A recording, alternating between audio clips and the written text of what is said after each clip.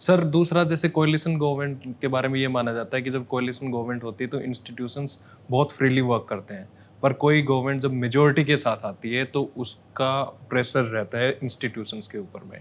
तो आप majority government का प्रेशर सुप्रीम कोर्ट के ऊपर कैसे देखते हैं? देखिए, ये बात सही है कि जब गवर्नमेंट बहुत पावरफुल रही है तो चैलेंज फॉर द जुडिशरी बढ़ जाती है, क्योंकि उस गवर्नमेंट को भी ये फीलिंग आती है कि हम तो इतने मेजॉरिटी से आए हैं। सो वो एक, आप उसको एरोगेंस कह लीजिए या सेल्फ बिलीफ कह लीजिए, वो ज्यादा हो जाती है। कोलिशन गवर्नमेंट्स में to rule they have to adjust. तो अगर इंडियन पॉलिटिकल हिस्ट्री में देखेंगे तो time when judiciary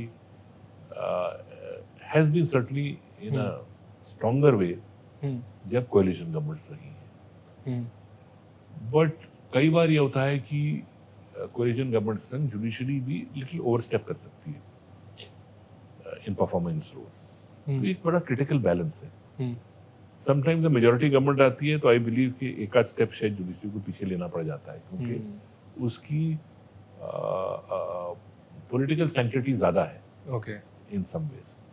So yes, it is more challenging with the majority government to deal. It becomes more challenging.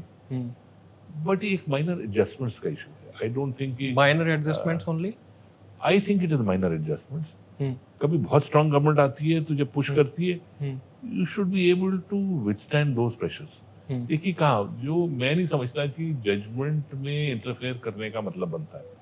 Politician अपना कहता रहेगा, हमारा एक काम है, हमें अपना काम करना है।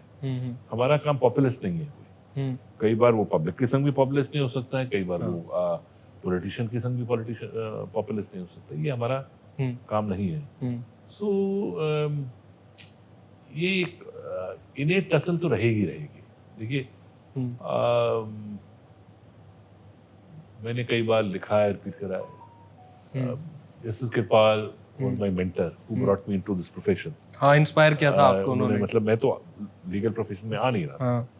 He guided me through it, क्योंकि मैं शायद सेंट स्टीफेंस कॉलेज से इकोनॉमिक्स करके मैं चाह रहा था MBA करके और सिविल सर्विसेज ले लूं। फॉरेन सर्विस जाने का शौक था शुरू में, घूमने के लिए दुनिया। I wanted to travel, but भगवान ने वो, मैं वैसे भी ट्रैवल कर पाया, एज ए लॉयर ट्रैवल कर पाया, एज ए जज ट्रैवल कर पाया अलग अलग जगह। बट वो था, ही परसुएडेड मी, फैमिली फ्रेंड थे कि नहीं। जजशिप के वक्त भी जब ऑफर हुई थी तो मैं पूछने गया उनसे लूं कि नहीं लूंगा। I was a senior council, ठीक काम था। मुझे लगा कि ये ऐसा तो नहीं है कि I will not like what I am doing, work satisfaction. उन्होंने मुझसे कहा, देखो इसमें पैसा नहीं होता, लेकिन वर्क सेटिस्फैक्शन की तुम्हें कमी कभी नहीं होगी। और मैंने बहुत सारे लोगों को यही कह के परसुएड करा, एग्जाम्पल देख के, कि मुझे कभी वर्क सेटिस्फैक्शन की कमी नहीं हुई। When people compare, I say I enjoyed my period in the bar, I've enjoyed my period on the bench.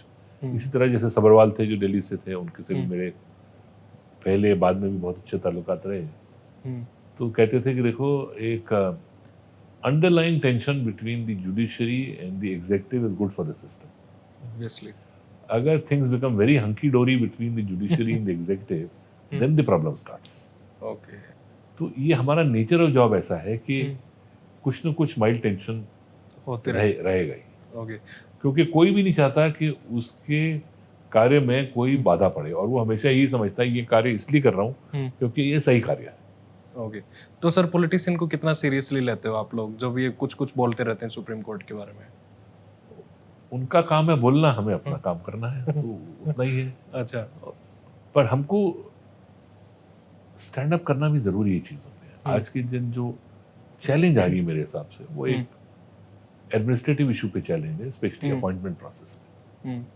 ये हमेशा एक टसल रहा है, मैं कोई इसी सरकार के संग नहीं, पहले भी रहा है टसल। बट क्योंकि कोलिजियम सिस्टम जो आया है उसमें पावर्स जुडिशरी के पास रही, और ये कोलिजियम सिस्टम कंटिन्यू रहा है डिस्पाइट NJC। तो पॉलिटिशियंस को एक बड़ी गिला है कि पार्लियामेंट ने almost unanimously, I think Jethmalani साहब डिसेंटिंग, एक कानून पास करा, आपने उस कानून को क्वाश कर दिया without giving it a chance. इस चीज पे मैंने रिटायरमेंट के बाद कहा कि मेरी बिलीफ ये थी कि NJC could have been fine tuned instead of quashing it, because collegium system के अपने प्रॉब्लम बहुत सारे आ चुके थे। एट वन स्टेज जब कोलिजियम सिस्टम आया उसकी आवश्यकता थी, आई बिलीव, ओके, क्योंकि सरकार की अपॉइंटमेंट प्रोसेस प्रॉब्लमेटिक हो चुकी थी। हाँ, तो कॉन्स्टिट्यूशनली एक डिफरेंट मेथड आया, अच्छा चला, वो कई सालों तक चला। अगर उसमें कुछ कमी आई तो मैं अपने को ही जुडिशरी को ही मानता हूँ कि कहीं ऑब्जेक्टिविटी इम्पेयर हुई है, जो भी रीज़न था वो इफेक्ट हुई। एनजीसी जब आई तो एक पॉलिटिकल व्यू भी थी, दूसरी साइड जुडिशरी की व्यू भी थी, और ये वर्ल्ड ओवर फिनोमेना है। कहीं भी शायद जैसे कि जुडिशरी अपने सारे जजेस को खुद ही नहीं अपॉइंट करती है, तो एक बैलेंस हो सकता था। मेरे व्यू ये है कि जो कई बार ये बैकरूम डिस्कशन हो जाता है क्लियर करने में नेम्स, उससे बेटर था हम अक्रॉस द टेबल बैठते। हम कोई शीश महल में नहीं बैठ रहे थे, लेकिन हम एक जगह जहाँ पर पॉलिटिकल रिप्रेजेंटेशन भी हो, हमारी भी हो, उसमें शायद 5 मेंबर कमेटी 6 की जगह होती, या चीफ जस्टिस को कास्टिंग वोट होता, तो उसमें कोई जुडिशरी की प्रोमिनेंस भी रहती, और कोई इंडिपेंडेंट पर्सन भी रहता, गवर्नमेंट रिप्रेजेंटेटिव भी रहता, तो उसको कम से कम चांस देना चाहिए था। आई फील वो बहुत जल्दी इट गॉट फिनिश्ड ऑफ। शायद स्टे नहीं थी, अगर उसको कुछ महीने इम्प्लीमेंट करा जाता और इतनी जल्दी में लेने के बजाय उसकी प्रॉब्लम देख के करा जाता, आई थिंक बेटर रिजल्ट आता। आज के दिन फर्क क्या है, मतलब अपॉइंटमेंट प्रोसेस में इम्पिडमेंट जो है बहुत ज़्यादा है। मैं समझता हूँ, देखिए हमारे यहाँ जजेस फिर चीफ जस्टिस रिकमेंड भी नहीं करते हैं बहुत पीरियड तक। उनको लगता है कि भाई ये पहला वाला क्लियर हो। ये चीज़ हमने कई बार कही है। As a chief justice, I think one of my primary roles was to send good names for elevation, in my opinion, जो ठीक हो। मैंने पंजाब हरियाणा से 16 नेम रिकमेंड करे 14 महीने में। ओके, 14 वर अपॉइंटेड। चेन्नई से मैंने 60 नाम रिकमेंड करे। 60, 46 वर अपॉइंटेड टू दैट कोर्ट। तो मैं एक लिस्ट में नहीं, एक लिस्ट भेजी, दूसरी लिस्ट भेजी, तीसरी लिस्ट भेजी, वो पहली लिस्ट क्लियर हुई, इसमें कुछ रह गए, उसको फिर चौथी लिस्ट में। तो सर बार्गेनिंग नहीं होती कॉलेजियम में? बार्गेनिंग नहीं होती कॉलेजियम में? बार्गेनिंग किस चीज़ को कहेंगे आप? देखिए पर्सपेक्टिव तो होगा कॉलेजियम में। हाई कोर्ट में भी पर्सपेक्टिव चीफ जस्टिस बाहर से आता है। 2 जजेस लोकली, कभी 2 भी जजेस लोकली नहीं होते हैं, तो डिस्कशन तो होगी पर्सपेक्टिव। कई जगह तमिलनाडु में जैसे कास्ट कम्युनिटी एंगल्स स्ट्रांग है, दिल्ली में ये एंगल होता ही नहीं है, तो दिल्ली के अपॉइंटमेंट प्रोसेस में कभी ये बात उठती नहीं थी।